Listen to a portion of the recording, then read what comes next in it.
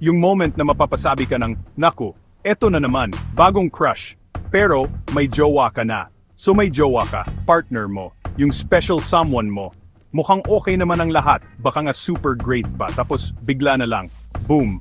May bago kang napansin. Hindi lang yung tipong, uy, okay itsura niya. Yung talagang may butterflies sa tiyan. Yung tipong bigla na lang silang pumapasok sa isip mo. Napapangiti ka na lang kapag naisip mo sila. Hindi naman to kasama sa plano, di ba? Nasa isang seryosong relasyon ka. Itong bagong feeling, parang bisitang hindi inaasahan. Hindi imbitado, dumating pa sa maling panahon, tapos ginagawang super awkward ang lahat sa loob ng isip mo. Itong bagong crush, pwedeng iparamdam sa'yo na parang teenager ka ulit. Naalala mo pa ba nung mga panahong yun? Pasmadong kamay. Mga nakakatawang daydream, yung laging gustong i-check kung nag-message na ba sila. Nakaka-excite, oo, pero nakakatakot din. Bakit? Kasi may jowa ka na. Hindi to simpleng crush lang nung single ka pa. May bit-bit tong malaki at komplikadong sitwasyon. Parang yung puso mo, biglang nag-decide tumakbo ng marathon sa dalawang magkaibang direksyon. Paano mo magugustuhan yung partner mo tapos ganito pa rin nararamdaman mo para sa iba? Nakakalito, parang nagsosolve ng math problem na sobrang daming unknown.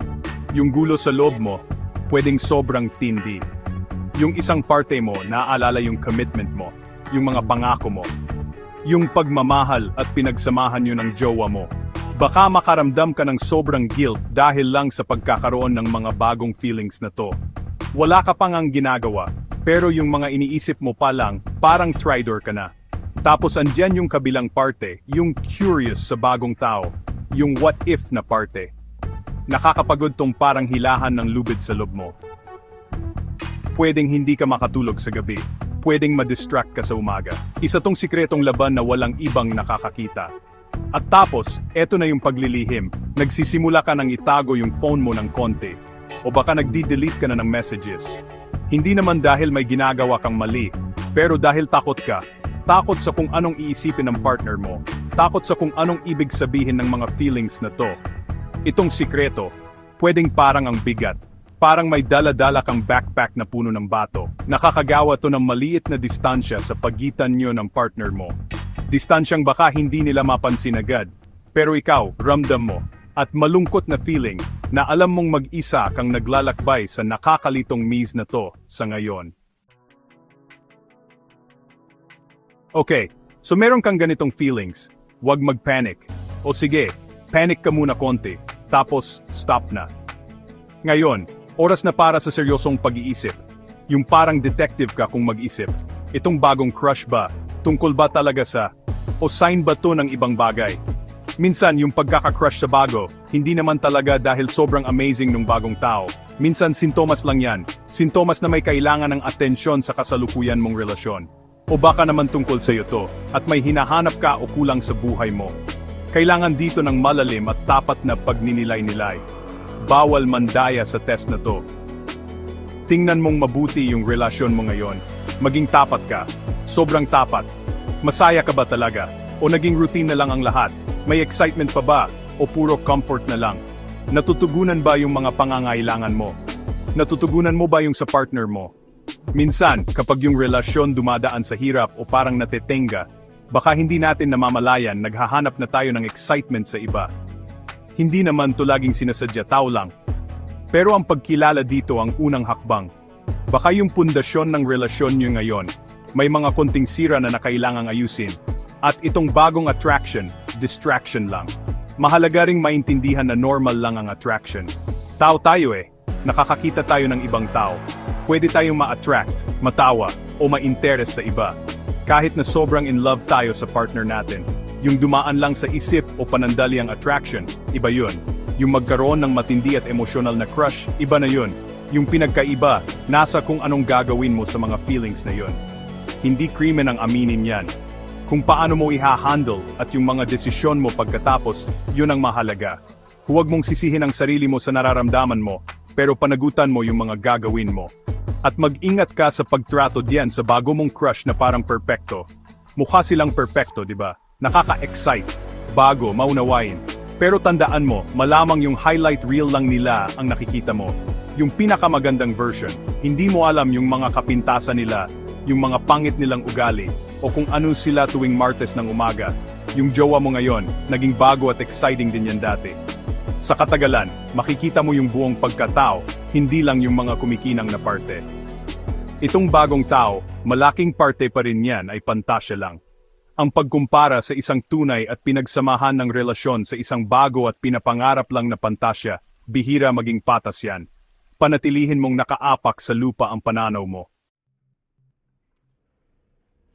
Nasa sangandaan ka ngayon. Isang napaka-delikadong sangandaan. Anong gagawin mo sa crush na to? At sa relasyon mo ngayon, may ilang daan at wala sa mga yun ang madali. Pwede mong subukang balewalayin yung crush, huwag pansinin, umasa na mawawala na lang. Pwedeng gumana to o baka kumukulo lang yan sa ilalim. Pwede mo rin, kunwari lang i-explore yung crush. Ito yung danger zone. Malalaking kumikislap na pulang ilaw. O, pwede mong harapin kung anong sinasabi ng crush na tutungkol sa relasyon nyo. Pwedeng ayusin nyo o tanggapin na hindi na talaga gumagana. Pag-usapan muna natin yung jowa mo. Ilagay mo ang sarili mo sa pwesto nila. Isipin mo kung sila yung nagkakaroon ng feelings para sa iba. Anong mararamdaman mo? Nagtaksil, nasaktan, nalito, nagalit. Malamang lahat yan at higit pa. Sobrang importante ng empathy dito. Yung mga kilos mo o kahit yung distansya ng emosyon mo sa loob, pwedeng makaapekto ng malalim sa taong sinasabi mong mahalaga sa'yo. Itong sitwasyon, hindi lang tutungkol sa mga gusto mo o sa paggalito mo. Kasama dito ang puso, tiwala, at feelings ng ibang tao. Mabigat na responsibilidad yan, huwag mong balewalayin. Ang kumilos base sa bagong crush habang nasa relasyon ka pa, sa madaling salita, panloloko yon.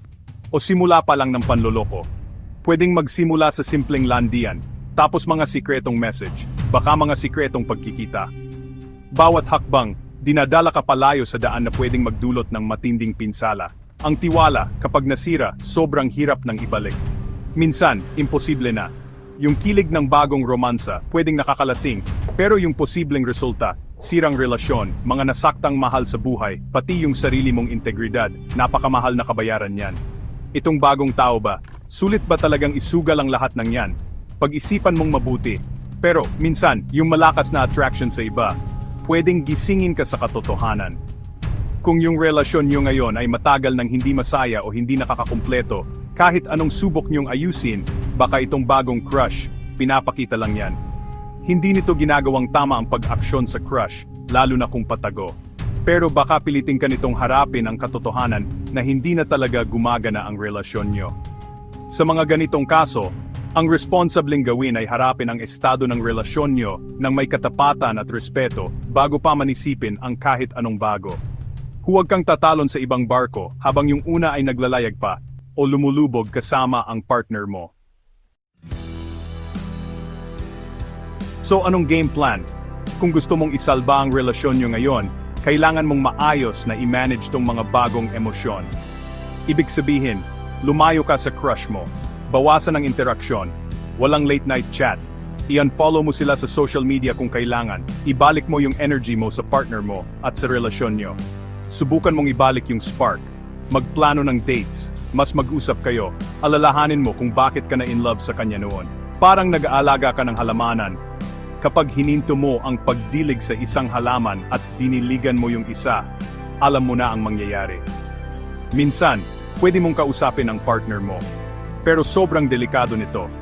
Kung yung crush ay panandalian lang at committed ka sa relasyon nyo, baka masaktan lang at maging secure ang partner mo kung sasabihin mo. Pero, kung malakas na yung feelings, hindi nawawala, at pinag-iisipan mo na ang lahat, o kung pakiramdam mo ay malaki na ang problema ng relasyon nyo, baka kailangan na ng tapat na usapan. Maging handa ka sa kahit anong reaksyon. Mahirap na usapan to. Pero ang mga sikreto, may paraan yan para lumabas, madalas sa mas masakit na paraan pa. Ang katapatan, kapag sinabi ng maayos, minsan yun ang pinakamagaan na daan, kahit masakit pa rin. Sa huli, kailangan mong gumawa ng desisyong tama. Desisyon ng matanda na. Ibig sabihin, respetuhin mo lahat ng involved. Respetuhin mo ang sarili mo para maging tapat sa kung ano talaga ang gusto at kailangan mo. Respetuhin mo ang partner mo para hindi sila lokohin o paasahin. At oo, respetuhin mo rin yung bagong tao para hindi mo sila idamay sa magulong sitwasyon kung hindi ka naman talaga available o sigurado. Ang paglaruan ng emosyon ng tao, hinding-hindi yan okay. Isipin mo kung anong klaseng tao ang gusto mong maging. Yung mga desisyon mo sa ganitong mahihirap na sitwasyon ang huhubog sa pagkatao mo. Sa huli, katapatan at responsibilidad ang pinakamatalik mong kaibigan dito. Ano man ang piliin mo, ang muling mangako sa partner mo, ang ayusin ang mga bagay-bagay o tapusin ang relasyon ng may respeto, panindigan mo yung desisyon mo. Matuto ka sa karanasang to. Komplikado ang mga relasyon, magulo ang feelings. Pero ang pagdaan sa mga hamon na to ng may integridad ang mahalaga. Tungkol to sa pagiging responsable sa nararamdaman mo at sa mga kilos mo. Hindi madali, walang nagsabing magiging madali.